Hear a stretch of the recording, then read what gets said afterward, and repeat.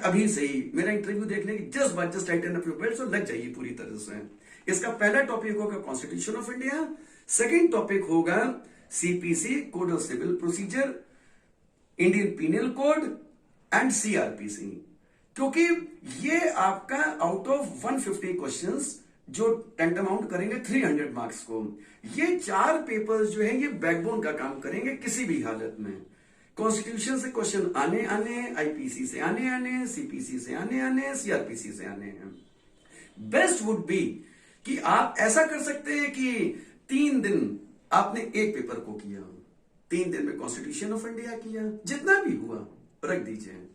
IPC उठा लीजिए 3 दिन, सीपीसी उठा लीजिए 3 दिन, सीआरपीसी उठा लीजिए 3 दिन। ये 12 दिन का मैंने आपको कार्यक्रम बताया है।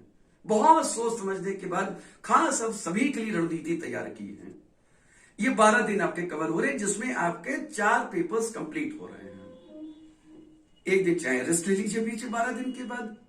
इसके बाद जो सेकंड स्टेज के हमारे पेपर्स आ रहे हैं वो सारे 10 सब everybody is free to take their own decision. लेकिन आप थोड़ा स्ट्रेटेजी से चलते हैं तो आपके प्रयास सुनिश्चित हो जाते हैं। सेकंड स्टेज में जैसे मैंने फर्स्ट स्टेज के लिए कॉन्स्टिट्यूशन कहा था, अब यहां पे सेकंड स्टेज में आप नंबर 1 पे रखिए जूरिस्प्रूडेंस को। Now what is jurisprudence? It's all aspects, definitions, how you take law worldwide. Jurist का क्या सोचना है, इंटरनेशनली यूएस का कॉन्स्टिट्यूशन कैसा है, यूके का कैसा है, फ्रांस का कैसा है, जर्मनी का कैसा है, इंडिया का कॉन्स्टिट्यूशन कैसा है। And we understand the moment 2 persons come into interaction, law comes into action. समाज को यूं ही असंगठित नहीं छोड़ा जा सकता है। Dos and do nots need to be prescribed here. And when it comes to jurisprudence, तो फ्रेंड्स जूरिस्प्रूडेंस भी अराइज कहां से हो रहा है? Get into renaissance days, 14th century का। And those were the days of philosophers. Aristotle, Plato, Socrates, Machiavelli, J.S. Mill, Rousseau, Montesquieu, Voltaire, Bacon, Bentham, ये तमाम लोग सोसाइटी को कैसे देखते हैं?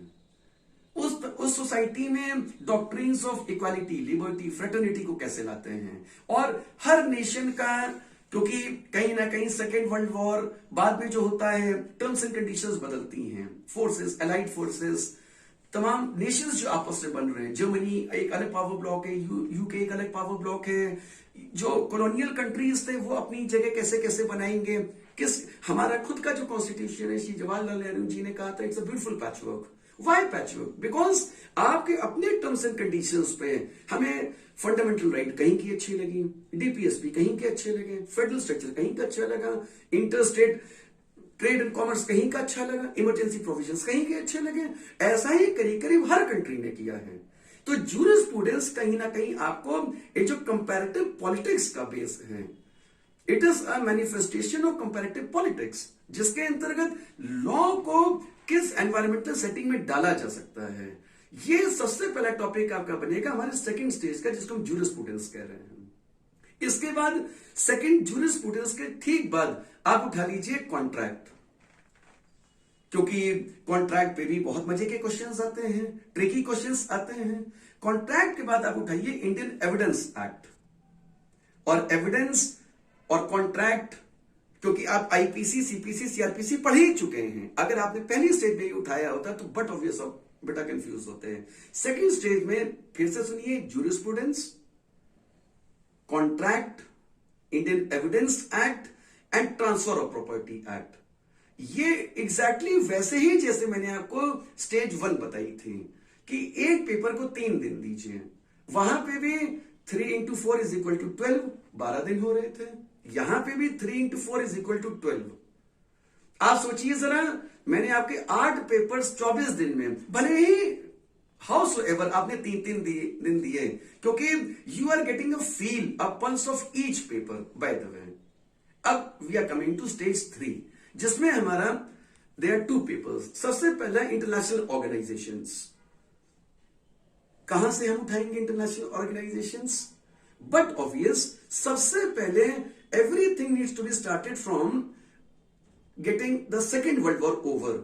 और ये वो स्थिति है जब तमाम पावर ब्लॉक्स आपस में कुछ power blocks are into aspects of socialism, some are with capitalism. तो ये तमाम चीजों के चलते there was a requirement of international organization, because we understand League of Nations had already, I would not say failed, but it was not very successful.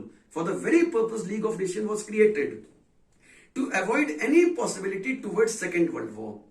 But Second World War was perhaps inevitable. It took place and it took toll of huge loss of life and property, massive destruction, I would say. Consequent upon this, League of Nations had to be winded up, and a fresh organization, that was the very commencement and inception of United Nations organizations, comes into account in 1945. Now, सबसे पहले जो economy तबाह हो चुकी थी second world war के against में, उसको इन एनी केस रिकूपरेट करना था, रिफर्बिश करना था, कई देशों में तो शुरू से उठाना था. So there was a requirement of a bank, and in fact world bank, जो सबसे पहले तो जो डिवास्टेटेड कंट्रीज हैं उनकी इकोनॉमीज को रिहेबिलिटेट कर सके, जो तमाम करेंसी की एबरेशंस डेवलप हो चुके थे उनको पूरी तरह से कवर कर सके. एंड देन परहैप्स वो उस समय 1945 में जितने भी कंट्रीज इंडिपेंडेंट हुए थे या जो who were still continuing with the mother Nations, ये तमाम नेशंस जो हैं एक पूल बन के तैयार हो, हर कंट्री अपनी अपनी कैपेसिटी के हिसाब से कंट्रीब्यूट कर रहा है. And we had Bretton Woods conference, जिसका आउटकम आपका वर्ल्ड बैंक का बनना था. लेकिन वर्ल्ड बैंक का ओरिएंटेशन रिहेबिलिटेशन के ऊपर ज्यादा होगा. There were so many countries जहां रेफरेंडम प्लेबिसाइट जैसी स्थिति थी, फ्लड्स थे, ड्रॉट्स थे, फैमिन्स थे. ऐसे कंट्रीज को सबसे पहले मेन स्ट्रीम में कैसे लेके आया जाए. And on the very second stage when economy needs to be prevailed, but obvious international monetary fund. तो आपको जो कुछ भी ये उठाना है, इसका पेरेंट ऑर्गेनाइजेशन यूएनओ होगा. यूएनओ के बाद वर्ल्ड बैंक एंड आईएमएफ. जैसे जैसे समय आगे बढ़ता गया, Indian health organisation, UNESCO, UNICEF, ये दौर जो चलता चला आ रहा है. एंड आज के दौर में भी, आज का जो मॉडर्न कॉन्टेक्स्ट है, today is a day of free trade zones. US ने काफी पहले बेलेनेक्स, मर्कोसर जैसे फ्री ट्रेड जोन्स बनाए हैं. डेवलपिंग नेशंस को बहुत बाद में समझ में आया, बट स्टिल इंडिया का लीड था. SAPTA, NAFTA, SAARC, ASEAN, south east Asian countries, G20, G8. तो वी अंडरस्टैंडिंग ये जितने इंटरनेशनल ऑर्गेनाइजेशंस हैं, क्योंकि diplomacy needs to be carried on in any case, ये सब कुछ आपका कवर होगा इंटरनेशनल ऑर्गेनाइजेशंस के चलते हैं. सेकेंड स्टेज पे इंटरनेशनल करंट अफेयर्स. अब ये देखिए कितना, perhaps one of the most beyond doubt, मैंने आपका कितना अच्छा फॉर्मूला बनाया है कि आपने पहले इंटरनेशनल ऑर्गेनाइजेशंस पढ़ लिए हैं, नहीं तो बाद में आप पढ़ रहे हैं इंटरनेशनल करंट अफेयर्स में कहीं कुछ हो रहा है. यूनाइटेड नेशन जनरल असेंबली में किसको सीट मिल रही, किसको नहीं मिल रही, किसकी परमानेंट मेंबरशिप है, इंडिया का किस ऑर्गेनाइजेशन में क्या स्टेटस है. तो सेकंड थर्ड स्टेज जो है आपकी, जिसमें दो टॉपिक्स आपके होने हैं, that is international organisations and current international affairs. I hope इस तरह से अगर आप चलते हैं, तो मैं बार बार रिपीटेडली आपको बताता जा रहा हूं, बताता क्या जा रहा हूं, इंस्पायर कर रहा हूं.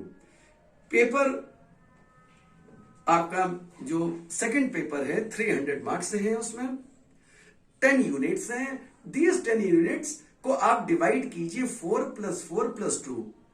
गलती इस बात की मत कीजिएगा कि सारे पेपर्स एक साथ उठा लिए, क्योंकि उसमें फिर आप कंफ्यूज होंगे. मैं आपको जो स्ट्रेटेजी बता रहा हूं, बहुत खूबी से आप एग्जाम के एटलीस्ट 15-20 दिन पहले you will be done with the entire preparation, जिसमें शुरू के जो मैंने आपको पेपर्स बताए हैं, शुरू के पेपर्स आपको याद ही होगा, मुझे लगता है. मैं फिर से रिपीट कर दे रहा हूं. Constitution of India, IPC, CPC, CrPC.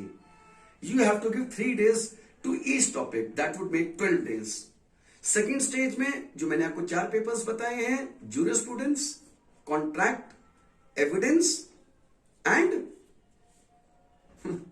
याद रखिएगा इन चीजों को, ट्रांसफर ऑफ प्रॉपर्टी. ये 4 आप उठाएंगे सेकेंड स्टेज में. That again makes 3 into 4 is equal to 12. 12 + 12 24. अब आपको कितना अच्छा लग रहा है कि हाँ सर, इस हिसाब से तो जो थर्ड स्टेज है हमारे 2 पेपर्स है, उसमें 3-3 दिन देंगे तो सर वो 6 दिन हो जाएंगे. तो आप सोचिए कि 10 पेपर को अगर आप 3-3 दिन भी पढ़ रहे हैं तो पहले स्टेज में जितना भी इस समय तैयार हो सके आप तैयार करेंगे। सेकेंड मंथ आप फ्री आई स्ट्रेटेजी लेके चलेंगे। थर्ड मंथ आप फ्री आई स्ट्रेटेजी लेके चलेंगे।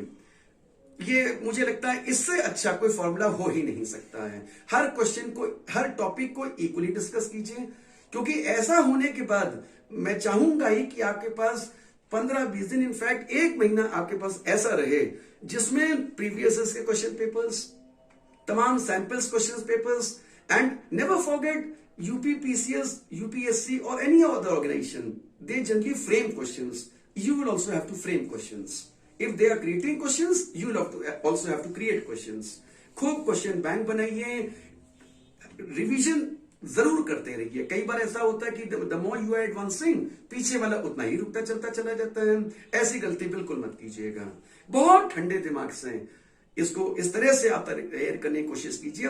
एंड आई सपोज ये जो मैंने आपको full proof, totally full proof मैंने आपको जो सक्सेस मंत्रा दिया है, क्योंकि लॉ का paper that is hard core law and you can not escape that bye the वे, है ना. तो इसलिए बहुत अच्छे से इसको तैयार कीजिए. And in times to come, अभी कल ही मेरा वीडियो पेपर 1 के ऊपर आया था, मैंने नोटिफिकेशन से अवगत कराया था आप सबको. आज मैंने आपको कमिट किया था, I am present in front of you. सबसे पहले चैनल को सब्सक्राइब कीजिए in order to get recent updates upon Indian judiciary. और आप सब्सक्राइब कीजिए, जितने अपडेट्स होते रहेंगे आपके पास आते रहेंगे. एंड आई ऑल्सो कमिट कि मैं काफी मेहनत आप लोगों के लिए कर रहा हूं इस समय. And I wish you all the success. बहुत अच्छे से तैयारी कीजिए. Success is success, there can be no substitute to success. I wish each of you very personally heartiest best wishes. Come up with flying colours. Thank you so much.